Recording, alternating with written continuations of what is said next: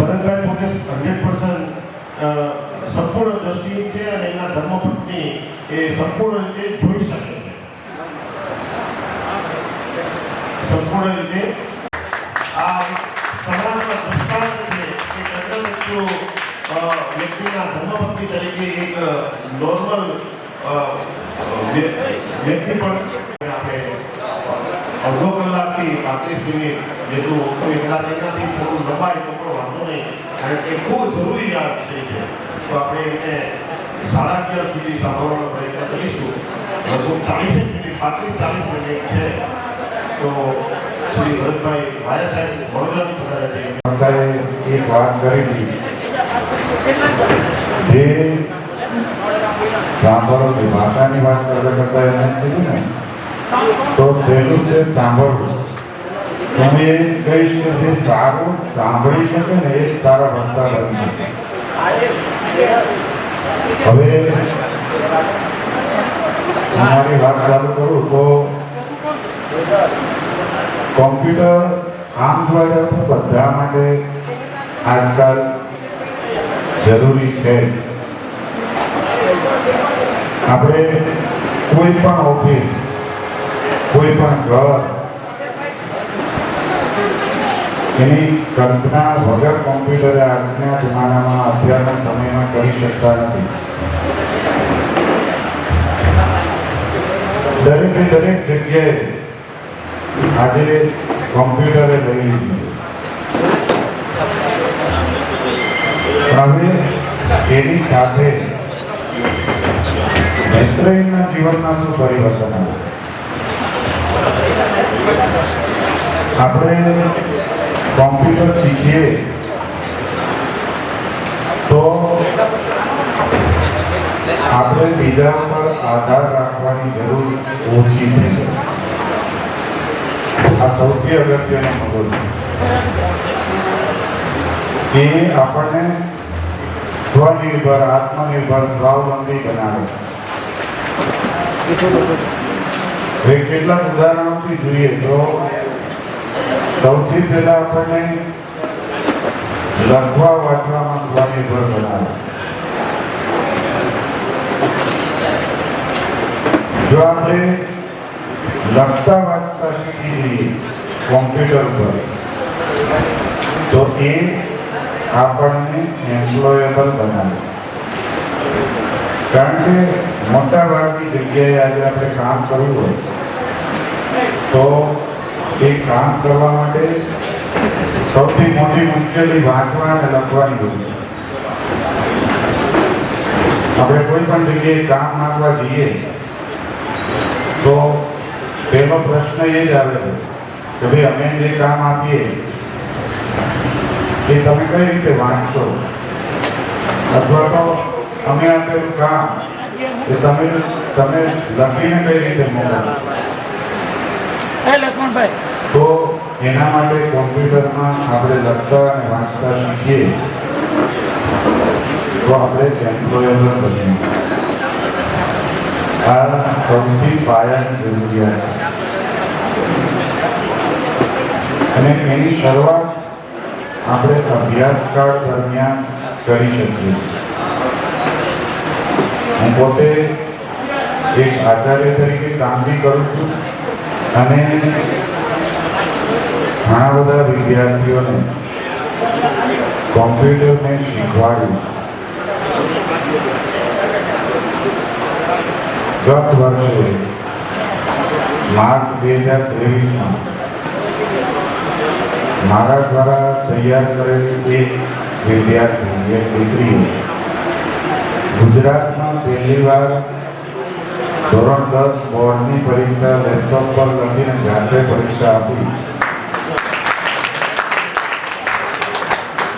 અને એ દીકરી આપણા વિઝ્યુઅલી ઇમ્પેક્ટ કેટેગરીમાં ધોરણ 10માં ગુજરાતમાં પહેલો નંબર હતો અને એના 85% આવ્યા. અને એ ઉદાહરણના આધારે આજે ગુજરાતમાં ઘણા બધા વિદ્યાર્થીઓ હવે સ્વાવલંબી બનવા તરફ પ્રયાણ કરી રહ્યા છે. જાતે લખવું આ બહુ અગત્યનું છે. અને આપણે જાતે લખીએ ને ત્યારે જ એકચ્યુઅલી લિપિની આપણને ખબર પડે છે.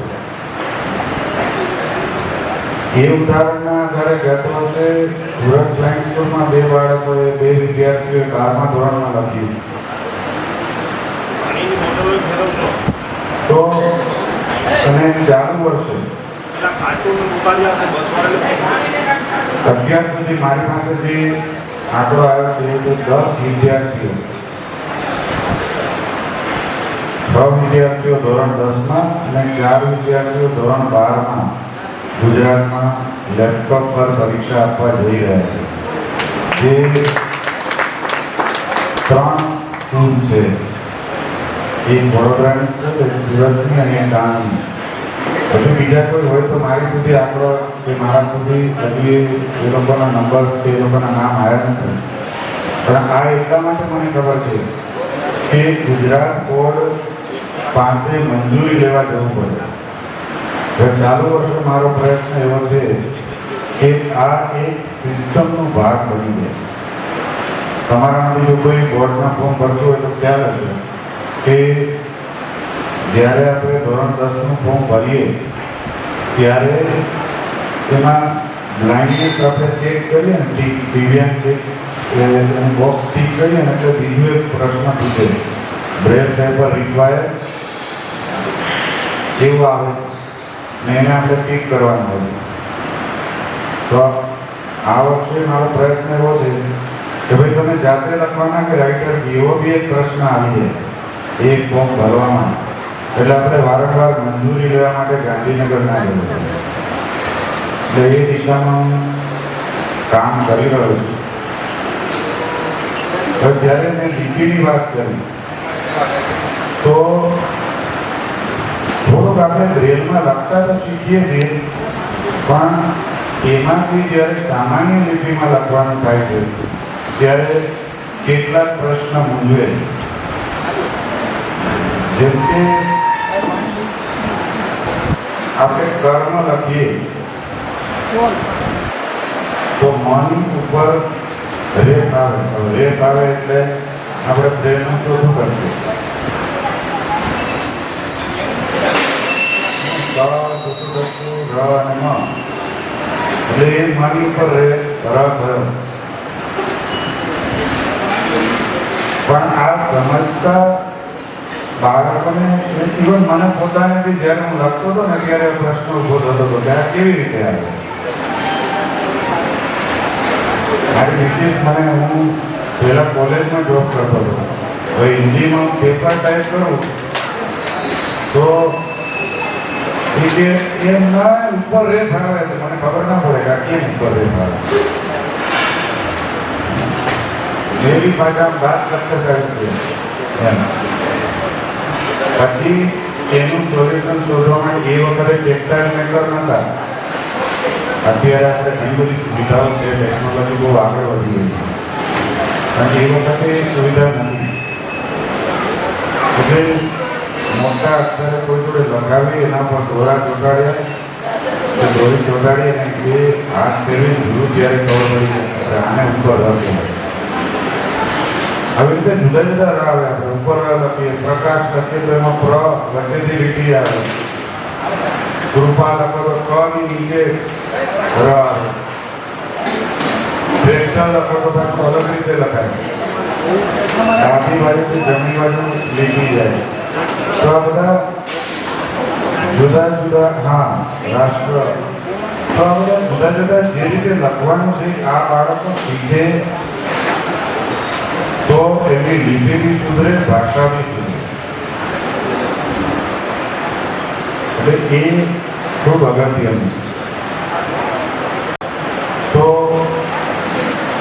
લખતા વાંચતા આવ્યા પછી આપણે ઇન્ટરનેટ ઉપર કે ઈમેલ વાંચતા અને મોકલતા શીખ્યું.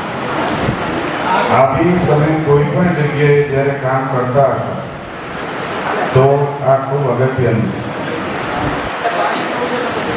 ઘણી બધી જગ્યાએ ઘણા બધા મિત્રો બેંકમાં કામ કરે છે.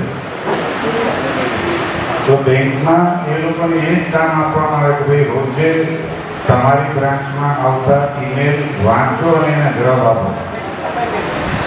આપણા નેત્રહીન ભાઈઓને એવા કામ આપવામાં આવે છે. કારણ કે હું ઘણી બધી બેંકમાં સ્ક્રીન રીડિંગ સોફ્ટવેર સેટ કરવા ગયો છું, એટલે ખબર છે. તો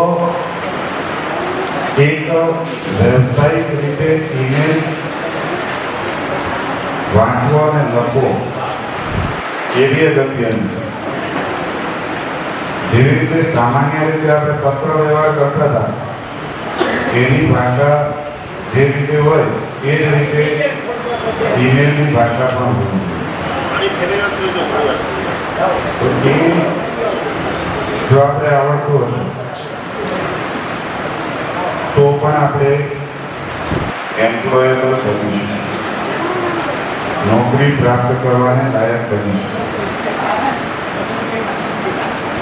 ઇન્ટરનેટ પર સર્ફિંગ કરો.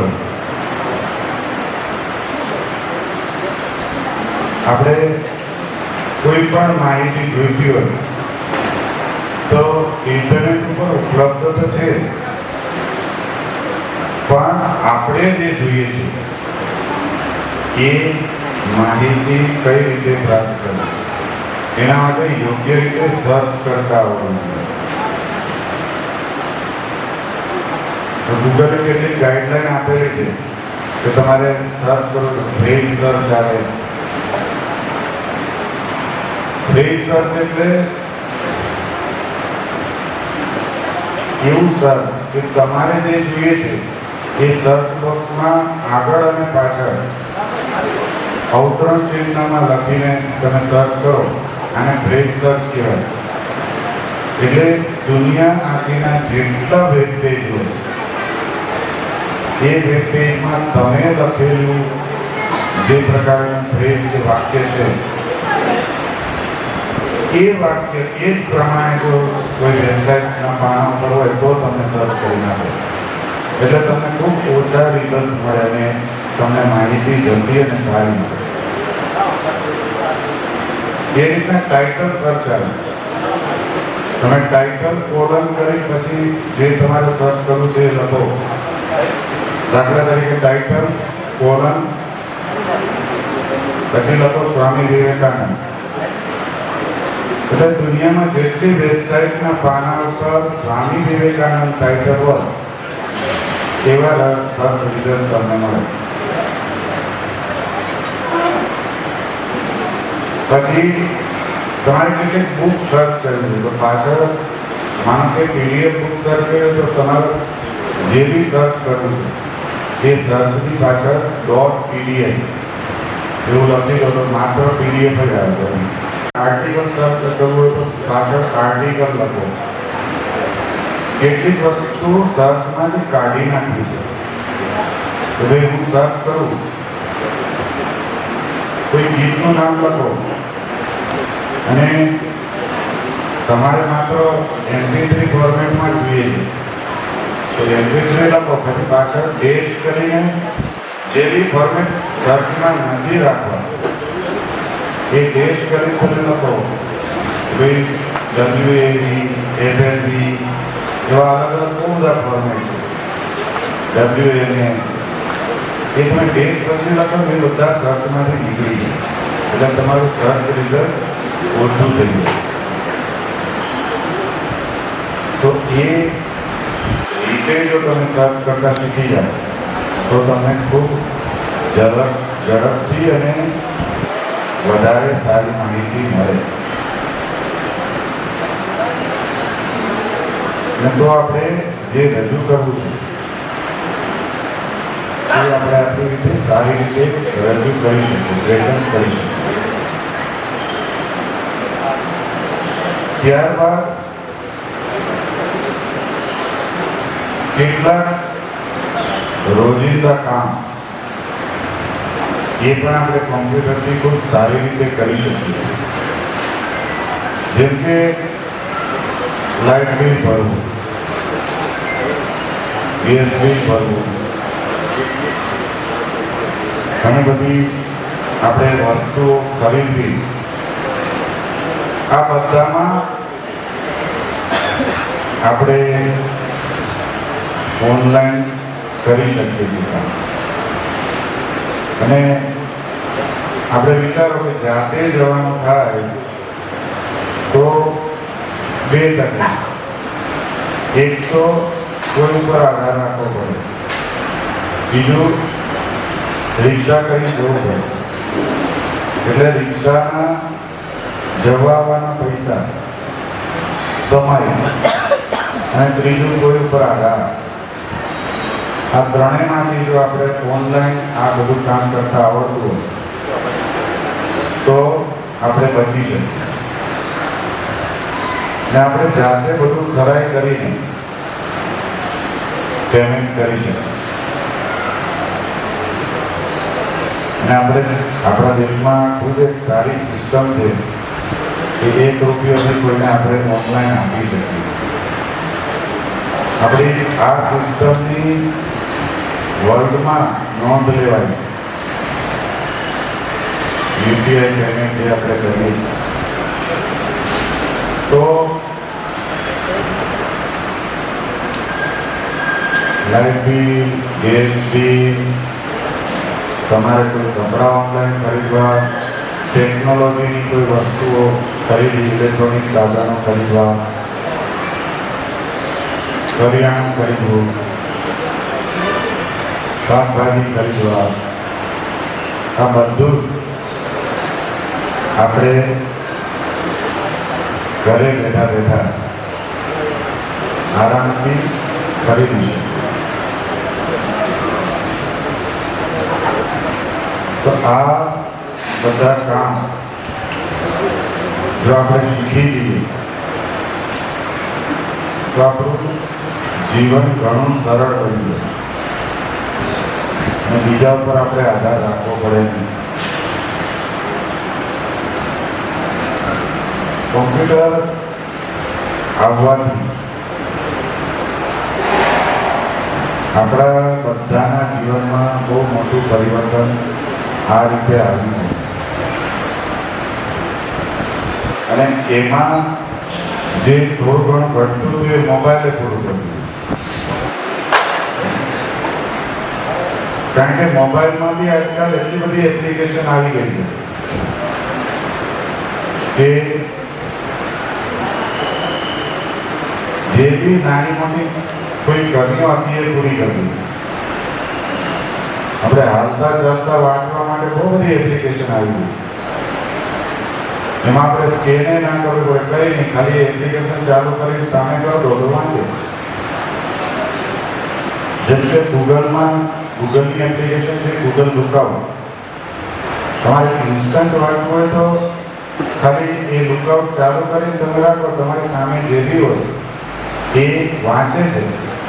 અલબત્ત એમાં હિન્દી સુધી ઇંગ્લિશ ને હિન્દીનો સપોર્ટ છે, ગુજરાતી હજુ નથી આવ્યું. એ જ રીતે માઇક્રોસોફ્ટ કંપનીની CAI એ એપ્લિકેશન છે, એ પણ ખૂબ સારી છે. એમાં પણ એ જ રીતે છે. બીજા બધા મોડ તો છે. તમે ફૂડ લેબલ વંચાઈ શકો, ડોક્યુમેન્ટ સ્કેન પણ કરી શકો છો. એ બધા અલગ અલગ ફીચર છે. કરન્સી આઈડેન્ટિફાઈ કરી શકો. ઇન્ડિયન કરન્સી હવે આપણે આઈડેન્ટિફાઈ કરી શકીએ, સારી રીતે કામ કરે છે.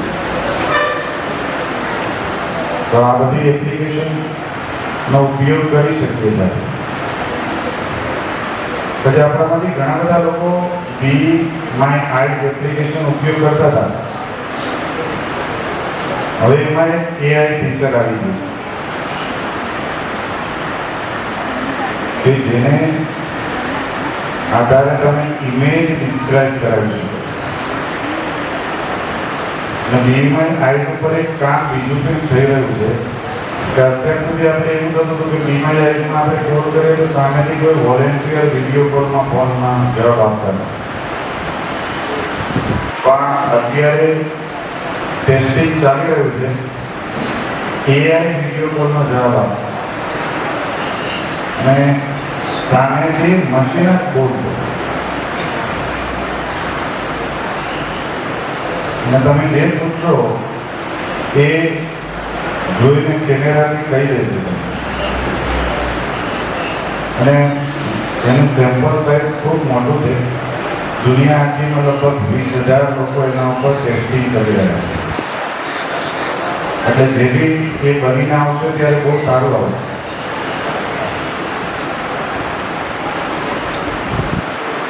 એટલે આ અત્યારે જો વાત કરીએ તો AI, આર્ટિફિશિયલ ઇન્ટેલિજન્સ, આ બહુ અગત્યની વસ્તુ છે. આપણે ઘણું બધું શીખ્યા પણ ટેકનોલોજી છે રોજ બરોજ બદલાતી જ રહે છે. હવે AI આવી ગઈ, આર્ટિફિશિયલ ઇન્ટેલિજન્સ, તો એમાં પણ આપણે જેવું પૂછીએ એવો જવાબ આપે. એટલે એને પ્રોમ્પ્ટ કહેવાય. ટેકનિકલ ભાષામાં AI ને જો આપણે કંઈ પૂછવું હોય તો એને જે પૂછવાનું જે પદ્ધતિ છે, જે પ્રશ્ન છે એને કહેવાય પ્રોમ્પ્ટ. તો ઘણા બધાએ આજકાલ પ્રોમ્પ્ટ કેવા લખવા, કઈ રીતે લખવા એના બી ઓનલાઈન ક્લાસીસ ચાલુ કરી. ગૂગલનો એક AI ટૂલ છે જેનું નામ છે જેમિનાઈ, GEMINI. આ જેમિનાઈ ગુજરાતી, હિન્દી, અંગ્રેજી ને 3 ભાષામાં તો ટેસ્ટ કર્યું છે અને ત્રણેયમાં ખૂબ સારું કામ કરે. મેં ગુજરાતીમાં બી પ્રશ્ન પૂછીને લખાવ્યો છે, ઘણા બધા નિબંધો લખાવ્યા ગુજરાતીમાં. હિન્દીમાં BA MA જેવા પ્રશ્નો પૂછાય એ પ્રશ્નો પૂછીને પણ મેં જોઈ છે. અંગ્રેજીમાં પણ ઘણા બધા આપણે વાદ વિવાદ કરતા હોઈએ એવા પ્રશ્નો પૂછીને જોયા છે અને ખૂબ સારા જવાબ આવે છે.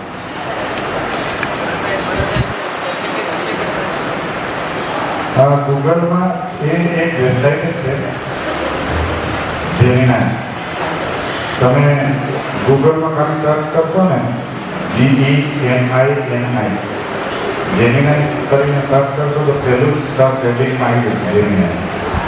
અને એમાં એન્ટર આપશો એટલે તમારું ઈમેલ આઈડી, ગૂગલનું ઈમેલ આઈડી લોગિન કરશો પછી તમે કામ કરી શકો. તો આ એક ખૂબ સારી વેબસાઇટ છે. પછી એક ChatGPT કરીને AI ટૂલ છે. એની વેબસાઇટ પણ છે અને મોબાઈલમાં પણ ChatGPT તમે પ્લે સ્ટોરમાં સર્ચ કરશો તો આવશે. એ બી ખૂબ સારી એપ્લિકેશન છે, કામ સારું કરે છે. આનો આ AI આવવાથી ફાયદો શું થયો? મારું માનો કે અંગ્રેજી સારું નથી. તમે એને સૂચના આપો કે ભાઈ મારે મહેશભાઈ પ્રોજેક્ટ મેનેજરની પોસ્ટ માટે નિમણૂક પત્ર આપો છો. તે આગામી 1 ઓક્ટોબરથી ખાલી જગ્યા કંપનીમાં, કંપનીનું નામ ત્યાં આપણે ખબર હોય તો લખી દઈએ, પ્રોજેક્ટ મેનેજર તરીકે જોડાઈ શકે એવો નિમણૂક પત્ર લખી આપો. તો એ તમને બહુ સરસ નિમણૂક પત્ર તૈયાર કરી નાખશે. એ નિમણૂક પત્ર તૈયાર થઈ ગયા પછી તમને એમ થયું કે આ તો ગુજરાતીમાં તો થયું પણ મારે તો ઇંગ્લિશમાં થયું. તો એમાં એક ઓપ્શન આવે ટ્રાન્સલેટ. ને એ ટ્રાન્સલેટ ઉપર ક્લિક કરીને તમે કહો કે હવે આને અંગ્રેજી ટ્રાન્સલેટ કરો એટલે પાછું અંગ્રેજીમાં બનાવી દો ત્યાંથી. એટલે તમે કોઈ પણ પ્રકારના આવા બધા કામ એ અત્યારે AI ટૂલની મદદથી કરી શકો. આપણી ભાષા કદાચ એટલી બધી બહુ સારી ન હોય, કયા શબ્દો વાપરવા, કેવી રીતે લખવું એ ખબર ના હોય, તો આ AI ટૂલની મદદથી બહુ જ સારી રીતે આપણે લખી શકીએ છીએ. અને હવે લોકો બહુ જ બહોળા પ્રમાણમાં લખતા થઈ ગયા છે. ઇવન ઘણા બધા આ ChatGPT જે છે ને એમાં મોબાઈલમાં એને પૂછે અને એમાંથી સીધું કોપી કરી વોટ્સએપમાં મોકલતા થઈ જાય. કોઈને બર્થડે વિશ કરવી હોય, દિવાળી ગ્રીટિંગ્સ મોકલવા હોય કે એવું કોઈ પણ ગુડ વિશેષ તમારે મોકલવી છે, કોઈ શુભકામનાઓ આપવી છે, સરસ. ને એમાં તમે જેવું કોઈ એવું પ્રકારના અંગ્રેજી વાપરો, તમે એમ તો કોઈ રાઇટિંગ સિમ્પલ ઇંગ્લિશ તો એ સરળ અંગ્રેજીમાં લખે. એન્ડ તમે એને એમ કહો કે રાઇટ ઇઝ જાર્ગન્સ, એટલે બહુ અઘરું અંગ્રેજી, એમાં લખવાનું કહો તો એવું પણ લખી નાખે.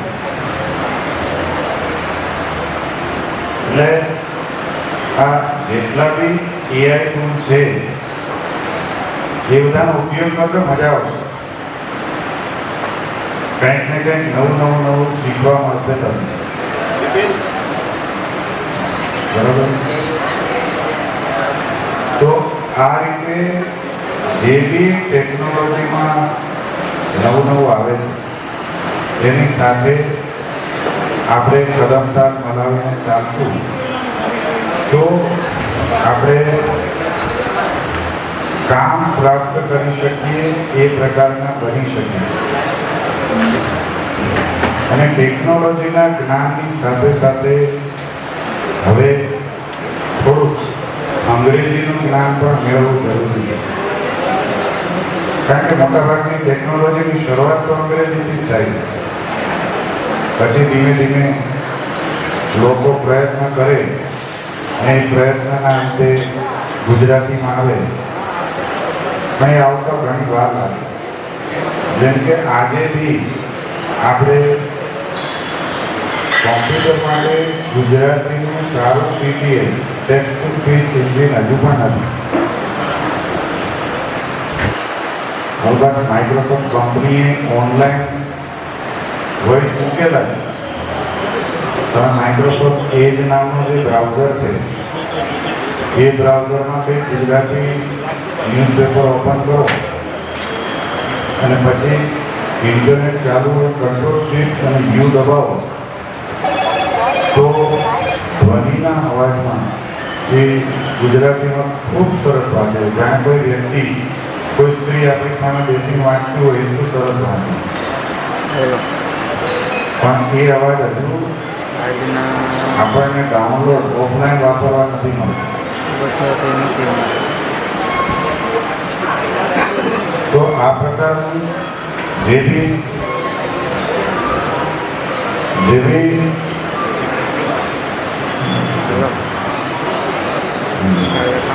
નવી શોધો છે એ શોધને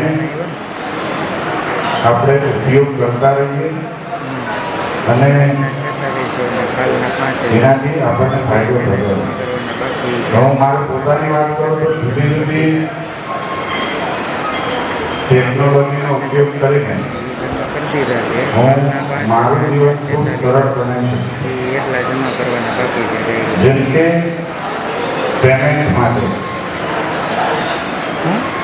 પેમેન્ટ માટે Google pay, phone pay, Paytm અને જે તે બેંકની જુદી જુદી એપ્લિકેશન એ હું વાપરું છું.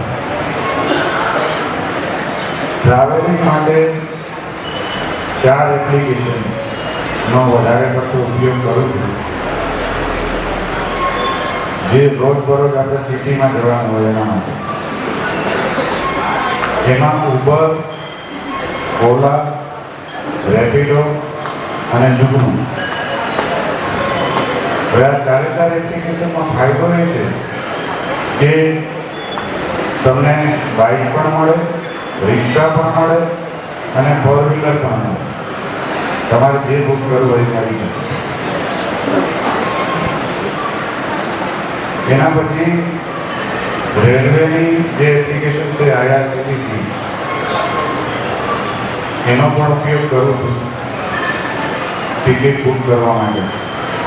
એમાં એક વસ્તુ સારી છે કે તમે એક ઓપ્શન આવે છે કે જેટલા તમે અથવા તમારા પરિવારના જેટલા લોકો વારંવાર સાથે ટ્રાવેલિંગ કરતા હોય એવા લોકોનું નામ તમે એડ કરી શકો.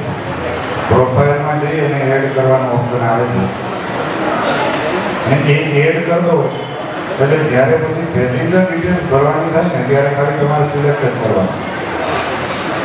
એટલે બધી ડિટેલ આવી જાય, આપણી કાર્ડની ડિટેલ આવી જાય, એક્સપાયરી ડેટ આવી જાય, બધું જ આવી જાય. એટલે ખૂબ ઝડપથી અને સરળતાથી આપણે ટિકિટ બુક કરી શકીએ. અહીં ક્યારેક હેંગ થાય છે પણ ઓવરઓલ સારી છે. એ જ રીતે આપણે ગુજરાત એસટીની GSRTC એમાં પણ ટિકિટ બુક કરીએ છીએ. ત્યારબાદ આજકાલ સિટીમાં લોકો ઘરે ઓછા અને બહાર વધારે રહે છે, એટલે ઝોમેટો, સ્વિગી આ બંનેનો બહોળા પ્રમાણમાં ઉપયોગ થાય છે. પણ એ થોડા પ્રશ્નો છે એક્સેસિબિલિટીના, અનુભવના આધારે આપણે કરી શકીએ છીએ. ત્યારબાદ બિગ બાસ્કેટ છે અથવા જેટલા બી ડીમાર્ટ છે, ડીમાર્ટની પણ એપ આવે છે. તો તમારી રોજબરોજની ઘર વપરાશની જે વસ્તુઓ છે એ મંગાવી હોય તો મંગાવી શકો. પછી એન્ટરટેનમેન્ટ માટે આપણે યુટ્યુબ છે અથવા બીજી ઘણી બધી વેબસાઇટ કે એપ્લિકેશન આવે છે એનો ઉપયોગ કરી શકીએ છીએ.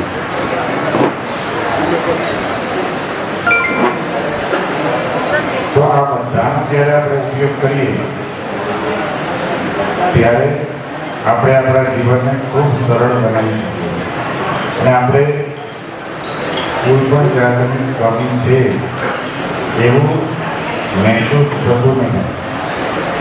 પહેલાંના સમય કરતાં અત્યારે આ બધી ટેકનોલોજીને કારણે આપણે ખૂબ સારી રીતે સામાન્ય વ્યક્તિની જેવું જીવન જીવી શકીએ છીએ.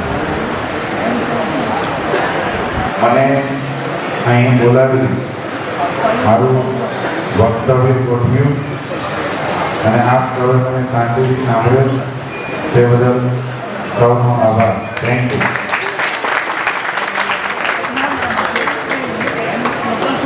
વાયા સાહેબ, આપનો ખૂબ ખૂબ આભાર કે મારી ફોનના એક જ વખત ફોન કર્યો હતો અને તરત જ તેઓએ સંમતિ આપી છે મને અને મારી રિક્વેસ્ટ ઉપર આપ અહીં સુરત પધાર્યા.